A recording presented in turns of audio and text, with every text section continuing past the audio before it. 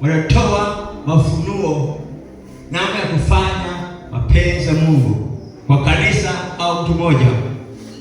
Wanatoa au maonyo, pia ndio wanatoa maonyo kwa ajili ya kanisa, kwamba tumeona jambo hili tulifanya namna hii. Haleluya, haleluya. Au wanatoa ndoto, watatoa maelekezo au mwelekeo na kufikia kusudi la Mungu kama kanisa au mtu mmoja. Kwa nahitaji kuheshimu wazee pia wanapotoa maono. Ni hapa haimaanishi wazee ambao wazee wa Kongo, no. Na maisha tutaikuwa kiroho na tembea na Mungu. Amina. Alikuwa kiroho na tembea na Mungu. Bwana sio sana. Na aliokoka pia. Amen. Bwana sio sana. Matendo sura ya 2 mstari wa 38 39. Nzuri. Kwanza ahadi ya Roho ndivyo. Amen.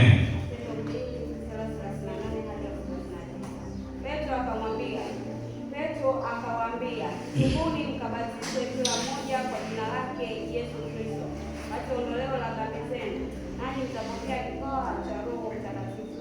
Kwa kuwa ahadi hii kwa ajili yenu na kwa watoto wenu na kwa watu wote walio mbali na kwa wote watakaoitwa na Bwana Mungu wetu wa milele.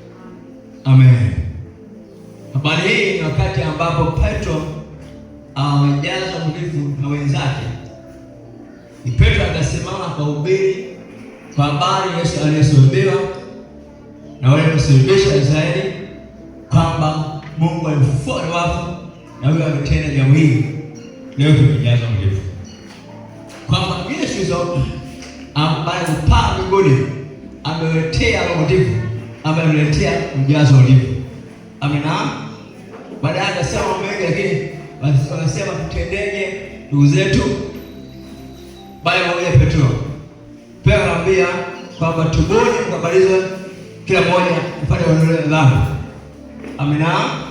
Tubuni mkabatizwe kila mmoja kwa jina la Yesu upate ondoleo la dhambi, na mtapokea kipawa cha Roho Mtakatifu. Amina.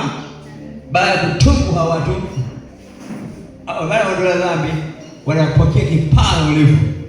Pawa ni zawadi, amen, toka Mungu wa ulivu. Lakini pia watapokea kipawa cha ulivu kwa ajili ya kila mtu. Amina. Kwanza kwa ajili yetu, kwa ajili sisi. Amina. Pawa kwa ajili yangu, kwa ajili yako, kwa ajili ya watoto wetu. Amina. Roho Mtakatifu hana mpaka. Haleluya. Maana yake asema kwa ajili yenu, haone kupita. Kwa ajili yetu. Yote ni kwa ajili yetu sisi. Amina. Amen. Kipokea jibu, maana kuna matokeo ambayo anafanya ndani, kuna kazi anafanya ndani yetu. Kilichojua kwamba leo yuko ndani yetu anafanya kazi kwa usahihi. Na watoto wetu pia wanapokea mdivu. Watoto wetu. Kwa ajili ya watu wetu. Amina. Na sisi watu wetu tukishakuwa wazaleo wetu tuwakuze katika Bwana. Amen. Tuwalee katika Bwana wakue, kisha tuwapeleke kwenye wokovu. Baada hapo wajaze tuongoze, tuombee Roho Mtakatifu. Ni ahadi yao pia. Sema amen. Amen. Lazima tuwasaidie wakue. Amina. Sio kuwasaidia pia bila kuwapoteza.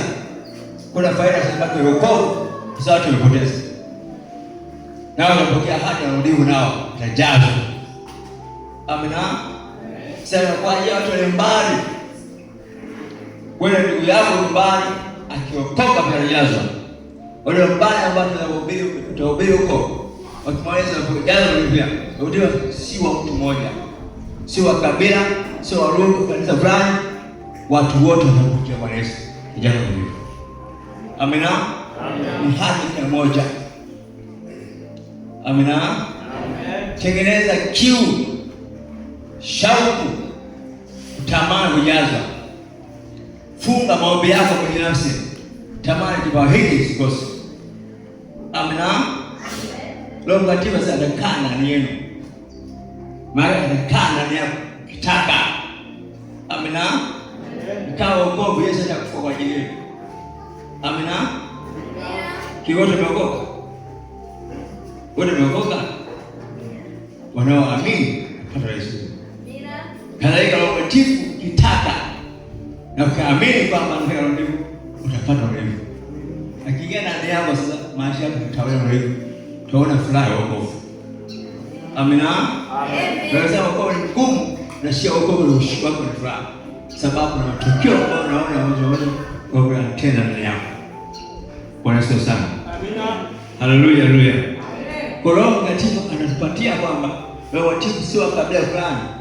Yuko kwa kila mtu aliyemwamini Yesu. Na wewe pia unamwamini Yesu. Ni hadi yako. Amina. Piga Yesu makofi kesho. Ni hadi yako. Tengeneza usikio, ile usawa kesho na Yesu na Mungu. Utaona matokeo ya Yesu na Mungu yanafanya kazi ndani yako kwa namna tofauti. Kuna matokeo machache ambao ahadi ya Mungu ilikuwa ndani yako. Utaona matokeo hayo yataja machache hapo ambao tulifunza ili tuweze kuomba. Amen. Matokeo ya kupokea Mungu, ahadi ya Mungu. Tokeo la kwanza, muda ya kupokea Mungu ananena anasema kwa lugha mpya. Hayo ni matokeo. Mtu anapokea ahadi ya Mungu ananena lugha mpya, anasema kwa lugha mpya. Kwa hiyo ni ishara ya nje kwamba huyu mtu tunaona kwamba amepokea ahadi ya Mungu ndani yake. Utamwona ananena kwa lugha mpya au anasema kwa lugha mpya. Bwana Yesu asifiwe sana.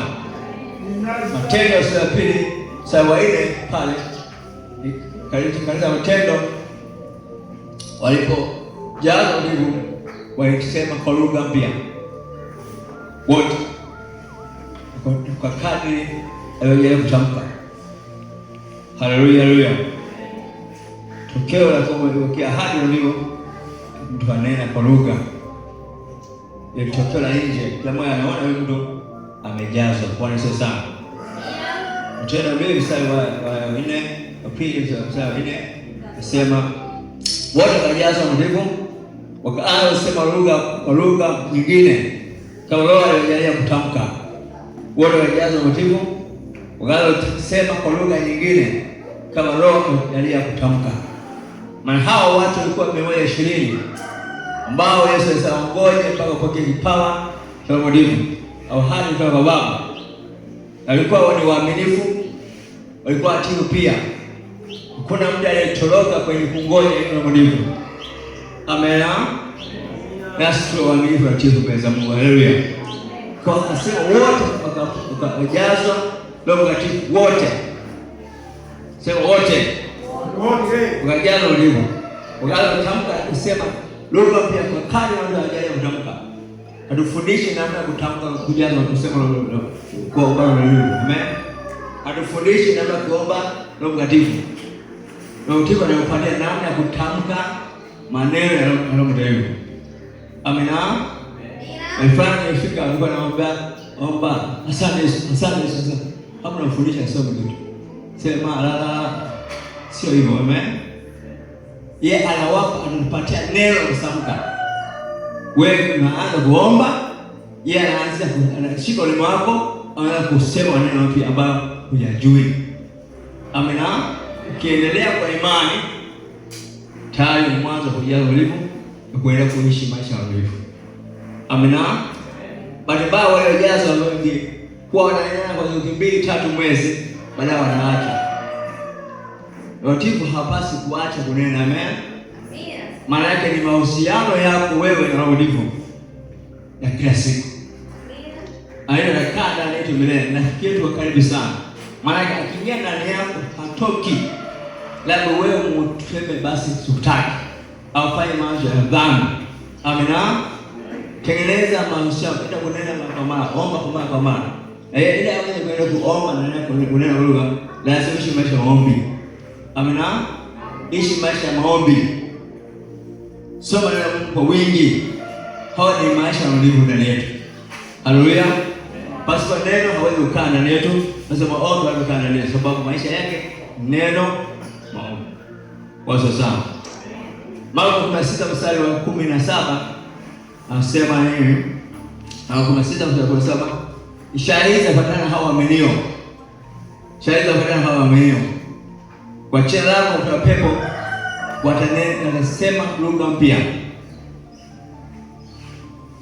Ishara hizi zitafuatana hao waaminio. Kwa kila aya muaminie, anamwamini Yesu, kuna ishara ambazo zitafuatana.